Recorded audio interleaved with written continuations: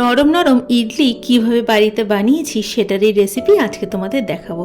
সঙ্গে রয়েছিল একটা বাদামের চাটনি, সেটার পুরো রেসিপি আমি কালকে দেব।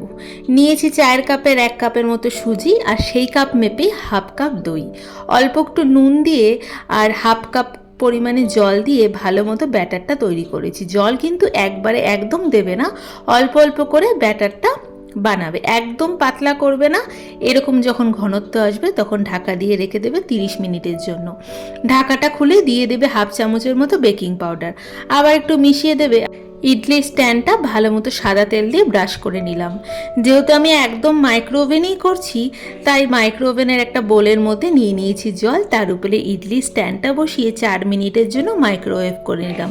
গরম থাকা অবস্থায় একদম কিন্তু নামাবে না, ঠান্ডা হয়ে গেলে চাকু দিয়ে ধীরে ধীরে সমস্ত ইডলিটা আস্তে আস্তে নামিয়ে দেবে। দেখো কত নরম হয়েছে।